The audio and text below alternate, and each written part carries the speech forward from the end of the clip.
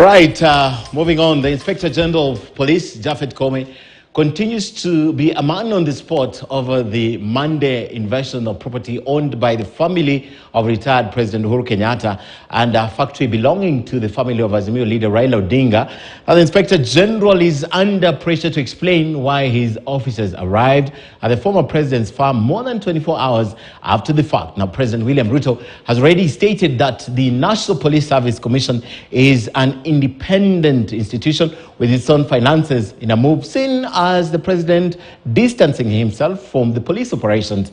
Just who is Japhet Koome? Our reporter Chris Sairu goes through the archives and reports that his name is not new to controversy.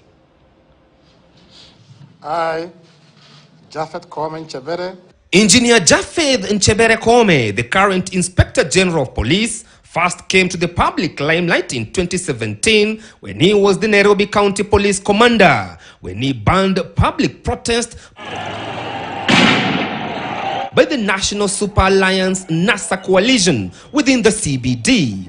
Nimefurahishwa sana na vile mmefika kwa wengi. NASA leaders led by Raila Odinga would later accuse Koome of using excessive force to disperse NASA supporters who had converged at the JKIA to welcome back Raila Odinga from a 3-month tour of Europe.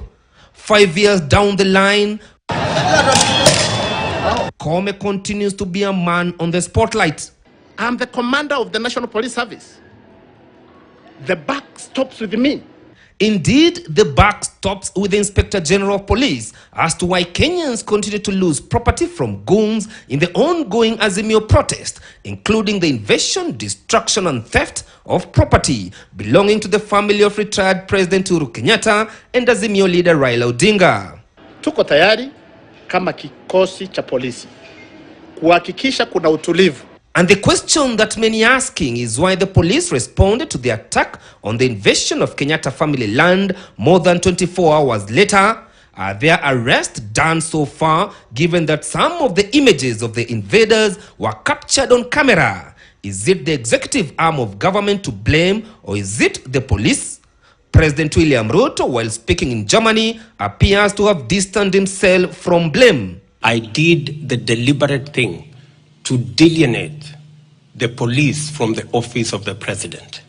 The Constitution says the police will have not just operational independence, it must also have financial independence. For a very long time, the financial independence of the police was undermined because it was under the office of the president. I did sign the executive order that transferred the financial resources from the office of the president to that of the Inspector General of Police. According to the president, the buck stops with the Inspector General of Police. Today, the Inspector General of Police is solely responsible for both the operations and the financial requirements of the police force, and they can make independent decisions on what they want to do to secure the country. I will continue to ensure that that is the case. Aseme ni kitu gani ilifanyika wakati rais ameenda safari, yeye amebaki hapa siku 4, na tukimpatia kazi ya miaka 5, je, tutakuwa uhai kweli? Kwa hivyo hata yeye atoke, atuambie, atupatie mafikiri yake ya hii mambo ilifanyika hapa. Inspector General should not engage himself with just thumping and saying who is high ranking in the police service. He should carry out his mandate as given by the Constitution of Kenya. Yote nita arrest whoever you are. Ni kurusha we quarantine, kurusa nyuma, uende jela, ufungwe milele. Despite his hard-hitting statements against anyone who contravenes the law, Engineer Japhet Nchebere Koome remains a silent man with all eyes on his next step of action. Chris Sairu, KTN News, Nairobi.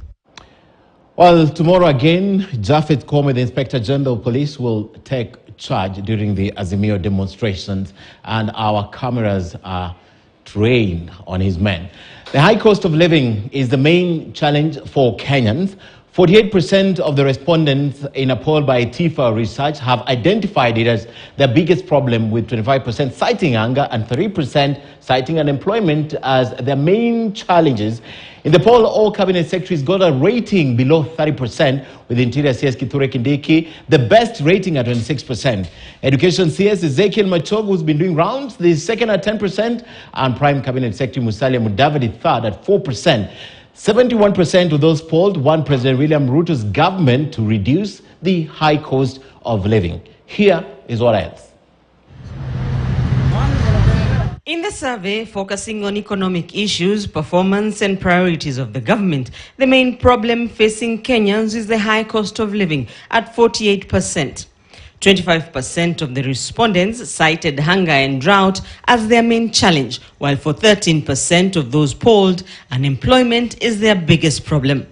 The focus on issues can be a benefit or it can be a challenge, depending on how well you as a leader or you as a government are seen to actually address those issues that you promised Kenyans their time in office would improve.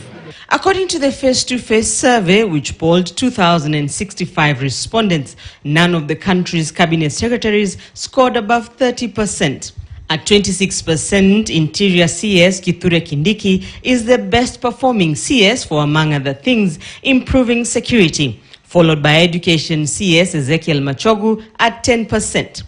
Prime Cabinet Secretary Musalia Mudavadi at 4%, Youth, Sports and Arts CS Ababu Namwamba at 3%, and Agriculture CS Mithika Linturi caps the list of the 5 best performing CSs. Conducted between the 11th and 19th of March, 29% of the respondents identified the launch of the Hustler Fund as the main achievement of President William Ruto's government. Stabilization of the cost of fertilizer is the second achievement for 5% of the respondents, and enhancing national unity, third at 4%. 38% of all our respondents were unable or unwilling to mention even a single success or achievement of the government so far.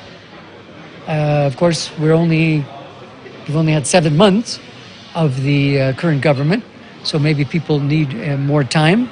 On the failures of Ruto's government, increased economic hardship is the biggest failure at 37%. 14% of the respondents cited failure to keep campaign promises as a second failure, while increased corruption and dropping of major corruption cases was the third failure of the Kenya Kwanza administration. Over the next 4 years and a half, 71% of those polled want Ruto to reduce the high cost of living. 49% want the government to increase jobs, 22% want the education system improved, and 19% want government spending reduced. The findings are the second release of TIFA's 2023 initial survey. Rita Tinina, KTN News. How true, how accurate? The TIFA polls show that those are your main challenges. Trending tops